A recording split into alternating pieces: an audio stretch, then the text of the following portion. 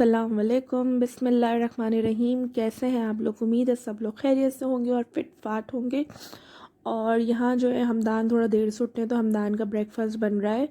और मैंने और हानिया ने नाश्ता कर लिया है, क्योंकि मैं जब सुबह उठी तो मेरी सास जो है वो पराठा बना रही थी अपने और अपने हस्बैंड के लिए। तो उन्होंने कहा कि तुम पराठा खाओगी, तो उन्होंने मेरे लिए भी पराठा बना दिया। और इस तरीके से आज काफ़ी दिनों बाद जो है वो मैंने पराठा खाया है, वरना मैं ब्रेड और चाय ही लेती हूँ। और बस फिर हानिया को भी नाश्ता करा दिया था। और फिर नीचे से चौकीदार का इंटरकॉम आया कि जो है मासी साहिबा जो है वो आज छुट्टी कर रही हैं, और वो कह के गई है कि मेरी तबीयत सही नहीं है, मैं आज नहीं आऊँगी काम पे। तो फिर सिवाय सब्र के आप कुछ नहीं कर सकते। तो जल्दी जल्दी किचन तो ज़ाहिर सी बात है, आप रात को बर्तन जो है वो जमा करके रखते हो खाने वगैरह के कि सुबह मासी आएगी। बट उन्होंने छुट्टी कर ली, तो खैर बर्तन वगैरह सारे धोए, उसके बाद किचन जो है वो क्लीन किया। और इसके बाद रूम को पूरा क्लीन किया और डस्टिंग करी। और ये आपको सारे कपड़े नज़र आ रहे होंगे, तो ये मासी कल जो है वो छत से उतार के लेकर आई थी, तो कल टाइम ही नहीं था कि उनको तय कर पाएँ। तो अब इनको जल्दी जल्दी जो है वो सारे कपड़े अपने अपने बच्चों के और हस्बैंड के जो है वो समेट के और इनको तय करके इनको कबर्ड्स में रख देंगे। और हानिया को उनकी दादी ने जो है वो सुला दिया था। और बस बच्चों के साथ तो रूम में एक दिन में भी इतना कचरा निकलता है, जैसे लगता है पता नहीं जो है वो कितने दिन से जो है झाड़ू नहीं लगी हुई। और टिश्यू पेपर्स और ये और वो, तो हानिया यहाँ सो गई थी अपनी दादी के पास। तो बस मैं जल्दी जल्दी जो है वो सफाई वफाई कर ली। और बस यहाँ मैं अपने रूम की सफाई के बाद जो है वो मैं चने की दाल जो है वो भिगो दूँगी। और मैं चने की दाल बहुत डिफरेंट स्टाइल से बनाने वाली हूँ, तो आप देखिएगा कि चने की दाल कैसे बनने वाली है।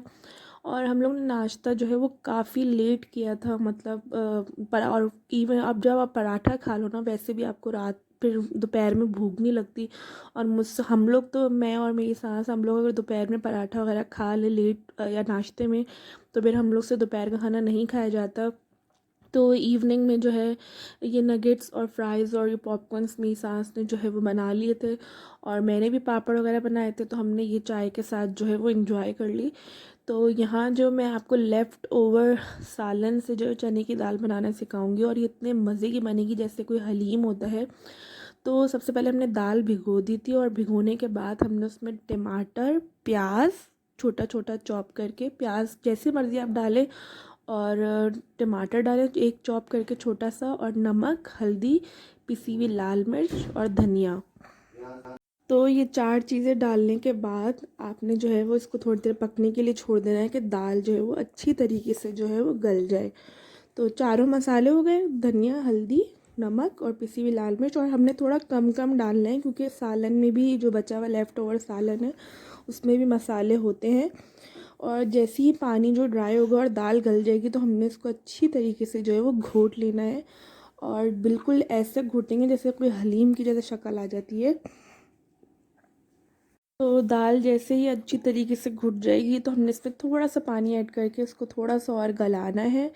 और उसके बाद हमने इसमें जो लेफ़्ट ओवर सालन है, तो कल मेरी सास ने जो वो चिकन आलू का सालन बनाया था, और वो बच गया था। और दोपहर में भी हम लोग ने नहीं खाया, क्योंकि हम लोग ने आज खाना ही नहीं खाया और दोपहर में पराठे ही खा लिए थे, तो वो इतने हैवी हो गए थे।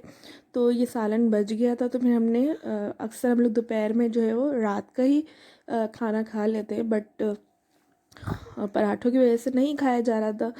तो इसका बेस्ट तरीका यही होता है कि हम लोग चने की दाल जो है भिगो के और इसमें फिर सालन डाल देते हैं। इस तरीके से सालन भी वेस्ट नहीं होता और जो है वो इस्तेमाल में आ जाता है। तो ये आप देख रहे होंगे दाल अच्छी तरीके से भुन गई है, तो हम इसमें अब सालन ऐड करके और अच्छा सा थोड़ा सा चमचा चला के और इसके अंदर हम पानी ऐड कर देंगे और इसको ढक देंगे। तो मुझे शदीद गुस्सा इस बात पे आता है कि मैं बोलती हूँ मासी को चलो मजबूरियाँ होती हैं कि तबीयत ख़राब है या कुछ भी है वॉटेवर, मतलब तबीयत सही नहीं है या कोई शादी है या कुछ भी है, तो मैं बोलती हूँ मैंने हमेशा मासी को बोलती हूँ कि आप एक दिन पहले बता दिया करो कि मैं कल छुट्टी करूँगी। तो उससे ये होता है कि आप बर्तन जो है वो हाथ के हाथ जो है वो धो के रख लेते हो, तो सुबह आपको इतना बर्डन नहीं लगता। तो मुझे इस पर गुस्सा शदीद आता है कि मैं बोलती हूँ एक दिन पहले एटलीस्ट बता दिया करो, ताकि जो है वो सुबह इतने बर्तन ना मिले। क्योंकि जो है वो आप नाश्ता करो नहीं और फिर वो बर्तन इतने सारे जमा हुए हुए होते हैं और वो रात से बस क्या बोलूँ मैं। तो मुझे इस बात पे बहुत ज़्यादा गुस्सा आता है मासी पे।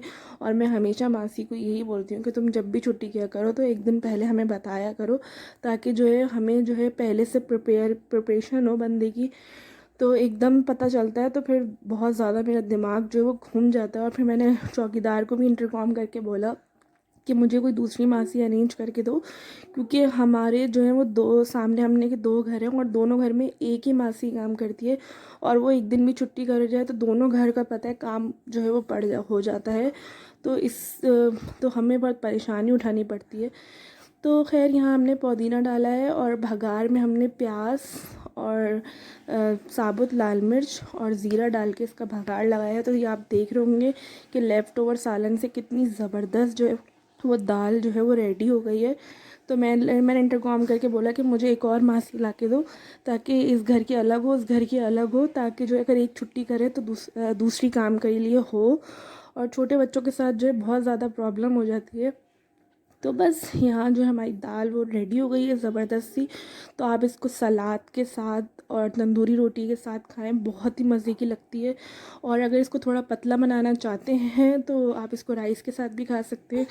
और मेरी अम्मी मुझे बोली तुमने कपड़े अभी तक शिलिंग नहीं किए, तो अम्मी ये देख लें मैंने सारे कपड़े शिलिंग पे कर दिए हैं और ये मैंने शिलिंग करके गैलरी में डाल डाल दिए हैं।